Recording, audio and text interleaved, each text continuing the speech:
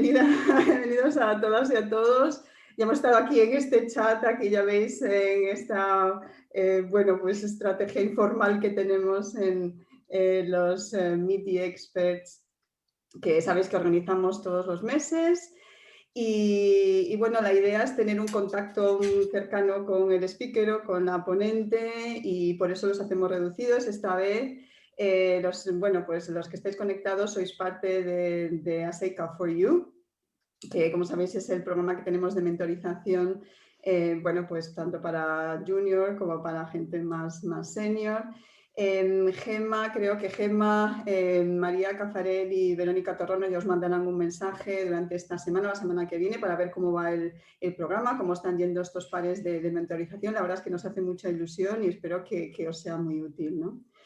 Y nada más, bueno, yo vamos a empezar, well, and I'm going to switch into English now, because you know that the Meet the Experts, we record the talk, and we record it because, as we were saying, so now we are just a small group of people, but the idea is that we will have this posted to the Aseica website, so everybody can then see it, and other people that are also foreigners.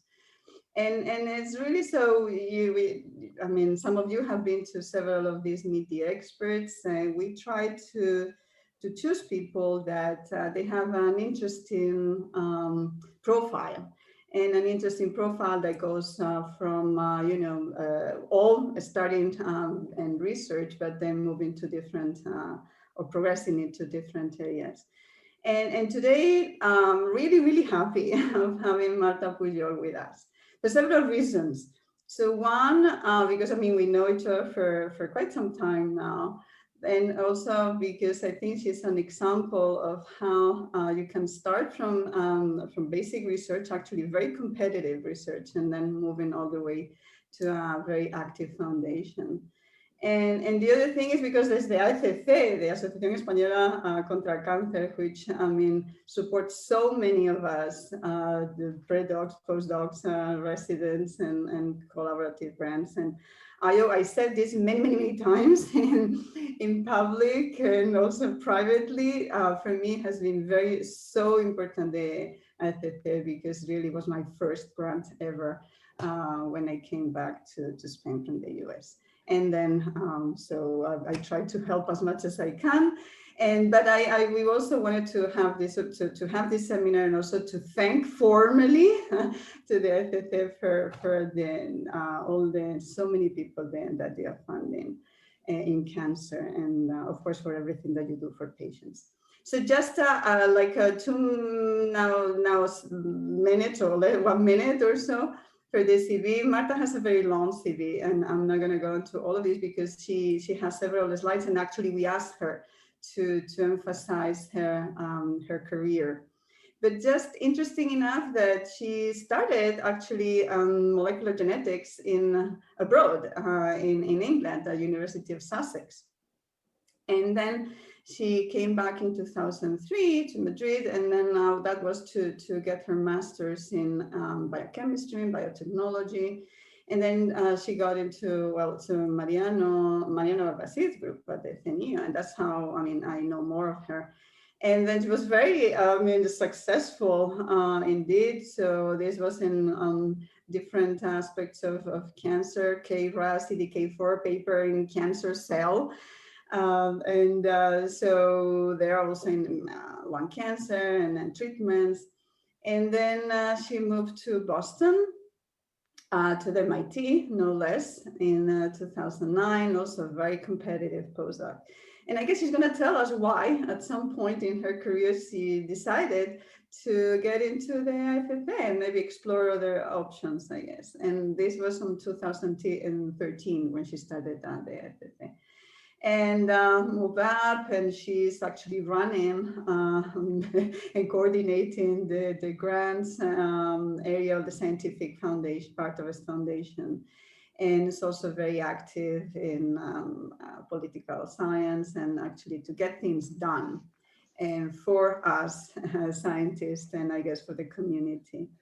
So thank you, Marta, for being here with us. And then we're just looking forward to your presentation. So thank you so much. Well, hello, everyone. Thank you very much for the invitation. It's really a privilege for me to be here, surrounded by so many friends and people that I've known for such a long time. So yes, well, it was well when Marisol asked me to come to this presentation, I was for sure like super excited to share how like my career has moved from the bench into the scientific foundation. So so everything started as Marisol already mentioned when I started my BSc. When I started my degree. I really wanted to study genetics. I really don't know why, but I was very obsessed with that. And then I decided to move to England to study molecular genetics. So I went to this uni, to Sussex Uni for 3 years. In England, all the degrees are 3 years. So I did my undergrads there, and I had the possibility to do the final year project in a lab where like the main objective, it was like Drosophila and the retrotranspones and how they moved around the genome. And it was very exciting to be in that lab. But it was only 3 years, and I thought that it was like too early to move into the real career. So I decided to do a master's. And for that, I came back to Madrid at the Francisco Vitoria, where because biochemistry at that time you could study biology, and the last 2 years study biochemistry, and then you had the degree of biochemistry. So I came back to do those 2 years. But during my first year of this, they gave me the opportunity to go to Germany, to the EMBL, for 6 months. And it was an amazing experience to be in this hub in Heidelberg, where they were like, you lived for science. This is like Cold Spring Harbor, but in Germany, basically. And so I was there in Cayetano González's labs, also working with Drosophila. And when I was there, they actually gave me the opportunity to go and stay in Germany to start my PhD. But I was actually like doing this master, so I decided to continue with my path and go back to Madrid and continue with the masters. But while this happened, when I came back to Madrid, also within the internship of the masters, they gave me the opportunity to start in Mariano's lab. So I went and I started during this second year to be in the CNIO and do an internship in the lab of Mariano Barbacid. This was quite an experience, I have to say. I had a good project for being an internship. I had to develop antibodies against the CDKs and the cyclins. So this gave me the opportunity to get along with many different teams of the CNIO. So it was with the unit of monoclonal antibodies, but also with proteomics, with different kind of units. And it was an amazing experience to be so young and to have this little small project. And then I started my PhD at the same lab. And it was a terrible project. This project, it was horrible, completely horrible. I had to identify like all the different new proteins that binded to the CDKs, and through proteomics, the tag, it didn't work, nothing worked. It was a complete disaster. And then I decided, well, I have to change, and it's quite difficult to change Mariano's mind about your PhD project. But so on the side, I started working on a different project that it was the interaction between the CDKs and KRAS. And surprisingly, we started to get very nice results with that. So one day I went to a lab meeting, I presented the proteomics that nothing worked. And at the end, I started talking about the relationship between KRAS and the CDKs. and how like we had obtained some very nice results in culture. So then Mariano got very excited about this, and he let me move on from the proteomics and get into this relationship between KRAS and CDKs, and this is how this project started. At the end, we got a great publication that was actually published in Cancer Cell. But not only this, but then different pharma companies started developing CDK for inhibitors. And well, a few years ago, when I went to ESMO, there was like this big stand that put, is there any relationship between the KRAS and the CDKs? And I was like, okay, this is that I did something good with my life during my PhD, and it actually is getting to the patients at once. And so then I finished my PhD, that it was quite some years, and we moved to Boston, and I started in the lab of Richard Hines. Richard Hines was the one that discovered the fibronectin. So it was quite a big lab where I started to work on metastasis of breast cancer, and we were obtaining nice results on this, and how the environment and it was collaborating with the different cells in order to promote metastasis. And but then in the middle of this, I got pregnant, and we decided to move back to Spain. So when I was moving back to Spain, I have to say that I was a little bit fed up of science, of being in the bench. So I looked at several positions coming back as postdoc. But then a friend of mine, she had started collaborating at the AECC, doing scientific reports. And she told me there's an open position at the AECC, maybe you can check it. So that's what I did. And that's how I actually started here in 2013 at the Scientific Foundation. By then, we were only 5 people in the whole Scientific Foundation. Well, it's been quite a big journey. No, I think that Luis, that is over here, can say that we have done a lot of different stuff since actually the turn of the Scientific Foundation started when Isabel Orbe, that she's the general director, started here, and she is the one that really pushed this movement of promoting science and big science in the AECC. So by then, in 2013, our general budget for funding, it was around 6 million. And now our budget is 20 million. And actually, we want to increase it during this new year's until, well, our aim, it would be in 2024 to get to the 24 million. So growing 1 million at a year, that it would be really amazing, especially in the conditions that we are right now, that is quite difficult to get fundraising. So what do you know about the AECC and the role of the Scientific Foundation? Well, we have changed quite a lot during the years, but mainly we do and we award grants, different kind of grants. So basically we have 3 big areas, which would be translational research, innovation, and clinical research. And then we also have fellowships and grants for the 3 different types of research that we fund.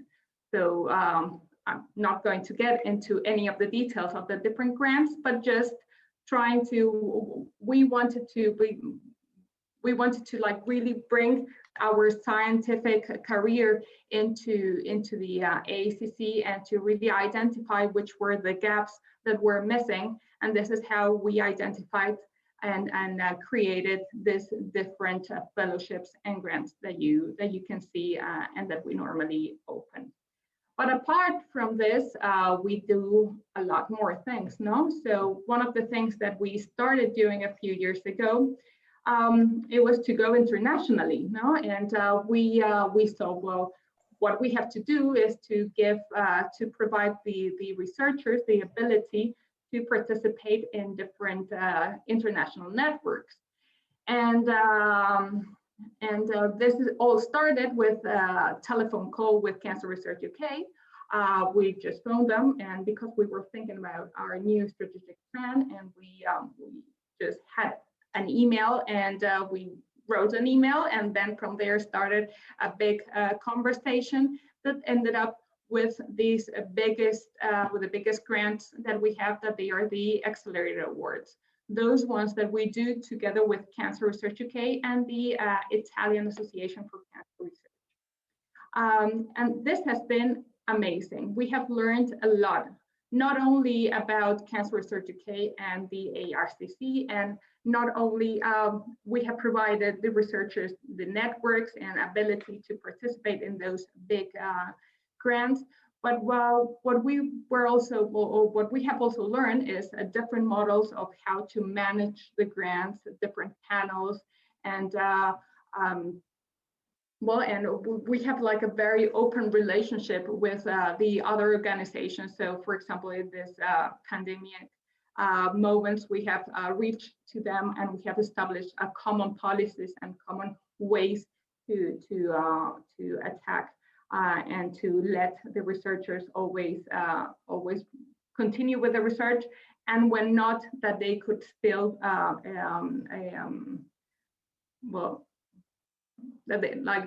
they could still input that, I don't know how to say it in English, money into the project, although the project might be halted during this time. Apart from that, we have a big and a nice relationship with the Carlos III, and this has allowed us to participate in different calls with them, which is Transcan for translational cancer, or PERMED for personalized medicine. In those networks, there are huge networks with many different funding organizations, public and private, where we have learned a lot. It's completely different. The Germans from us is completely different how a public organization works and a private one. So we have learned a lot of different models with this. And the other model that we have for international, it was the worldwide, which has also been a very nice companion during those years.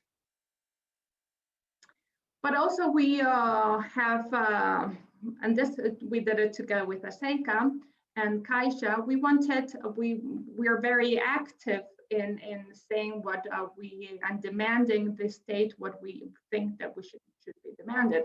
As one of the biggest demands that we have, that is the National Plan for Cancer Research, and we have been talking about this for a long time. But we didn't have numbers on this. We didn't have numbers, we didn't have indicators. So this is why in 2028, well, the discussion started earlier, but in 2028, we published Aseica, Caixa, and us, this report that Gemma, that is over here, can say all the work that it took us. And that it was the first time that we really knew how much money was put into cancer in our country. So for example, we have the numbers in the between 20 and in 10 years, how much money they have put and how the public money, it had gone down. Although we still have more money, there was an increase of 15% because it came from European projects and also from philanthropy, that they were the biggest areas that increased the funding over this 10-year period.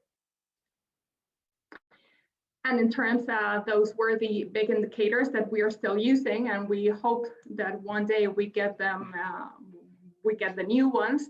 But what we saw is that we are quite bad at the tech transfers. So the number of family of patents is quite low in our country compared to other countries such as the Netherlands or France or Germany. But in number of publications, we were quite okay, especially in the publications that they were in the top 1%. So in the top 1%, we had a 3.09%, that it was very comparable with other countries. It was even higher than France or Italy, or of course Portugal, and it was very similar to Germany. So then this reflects how really our cancer researchers, you are excellent at publishing, and basic research is one of the best things that we do. However, we are lacking maybe, and we thought that maybe it was also a lack of tools that we had internally to transfer the results that they were obtaining into the patients. And that's why we started with this big line of innovation, and now we have 2 different grants on innovation. Other of the things that we saw in the study, it was we wanted to relate the incidence, mortality, the funding, and the clinical tests and publications between the different types of cancer. And it was a complete disaster. No, there was no relationship whatsoever between the mortality and the funding, or the clinical trials that were setting up on place. Some of the results that you can see over here, that there's a big disparity between all of them. This is an example of bladder cancer, that there is no relationship between mortality and funding and clinical testing. So this report really gave us big clues of what we had to do and what should be our next steps. This was not only for us, but also we actually put this in communication with the public government, to tell them that this cannot be like this. So there are still some cancer with unmet clinical needs, and there's nothing addressed in this country regarding cancer research. And other big initiative that we initiated a couple of years ago, it was a World Cancer Research Day. So this was on 2015. That although the declaration started in 2016, when we said, well, there's a day for everything. There's a day there's even a day for las croquetas. So there's really a day for everything. And there's a day for breast cancer, for lung cancer, but there's not a day for cancer research. So why don't we create a day where we celebrate cancer research and we raise awareness on the importance of cancer research? So we created first a declaration for cancer research, with 5 different goals, although the first one is the establishment of September 24th as World Cancer Research. Why we decided this day? Well, they would say, maybe some people say that it was because it was the birthday of Severo Ochoa, but no, this is actually that so you can see that although this day it has grown super big and it's huge, this is a very Spanish thing, and we created it in AECC, and it's really having a big space worldwide. So we created this declaration, and we invited firstly researchers and then organizations to join. And now we are 10 organizations, big organizations that are part of this. So that would be the AACR, ASCO, the AIRC, ESMO, Cancer Research UK, the Italian ESTRO, the NCI, that I don't know why I forgot the logo, and the International Agency for Cancer Research, which depends on the group. And now every 24th of September, we have a very big event that is coordinated in the technical secretariat, that we do it. And well, it's one of the things that we do in my department. And we also launched this international marketing campaign on the day of September 24th. So now every September 24th, when we wake up, it's just like massive tweets from Australia, from different countries, and it's just great to see how this is growing, and this is completely beyond us. And now no one knows how this was created in one of our blackboards and how it all started.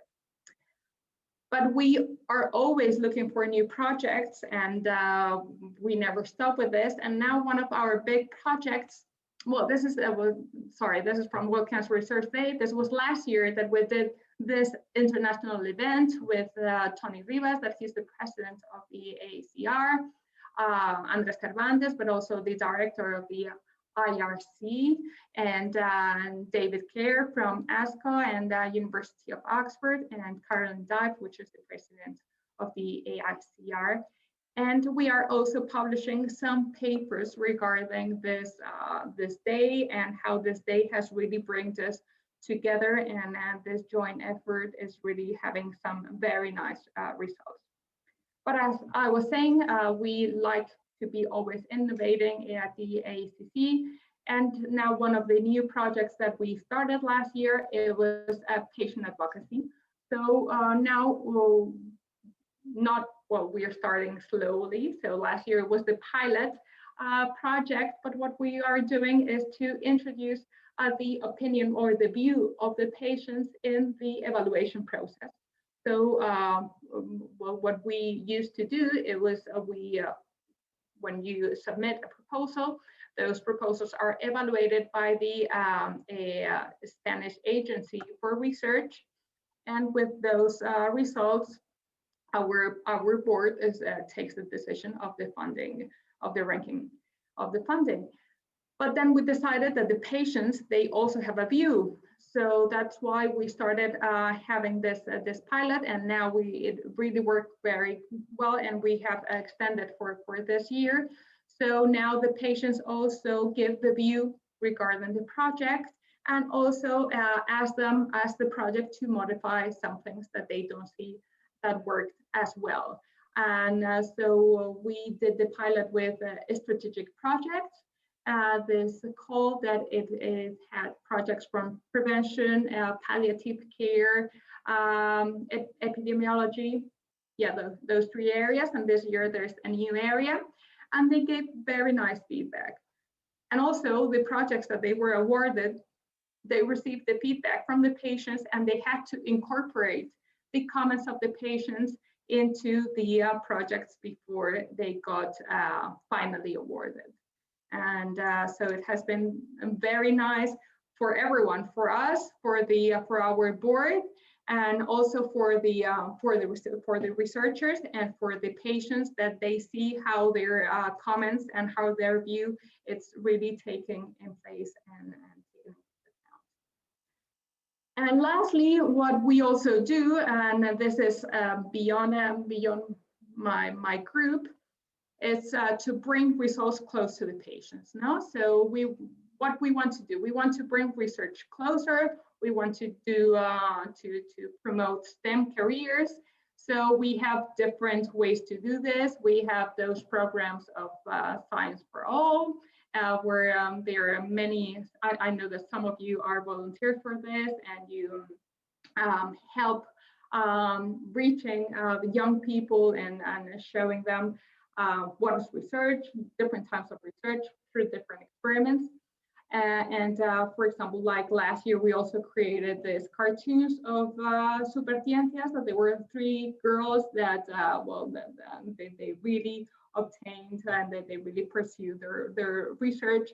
And we did like also cards with this for the children, and it has worked also very nice. So this is only a summary of the different activities that we have done during these years, and how, because it's not only me, but we are over here, we are 4 PhDs, so people that have obtained PhD. We are right now working at the Scientific Foundation, and how our background has really made this foundation change a little bit their view and incorporate the needs of the society, of the research society into our DNA, and trying to help researchers with different tools, funding tools, or different other tools to get results and to get to the patients. So thank you very much. I hope that I didn't took so much time for you, and any questions, happy to answer. Okay, so thank you so much. I mean, I think we should just know, like clap and applause is like, it's amazing. I don't know, now we're gonna get into the different people so they can ask, but I just have to congratulate you, really, really. I was taking notes. In the end, I like to make a summary. There is so many points of so many things that you have done. Anyway, so really, thank you.